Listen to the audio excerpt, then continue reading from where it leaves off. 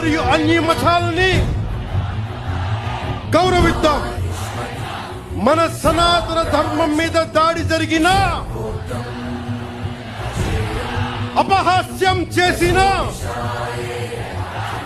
దూషించిన, ప్రాణాలొడ్డైనా సరే మనం సాయి శక్తులా రక్షించుకుందాం. జై భారత్, జై హింద్, జై హింద్, జై హింద్. ఓం నమో నారాయణ.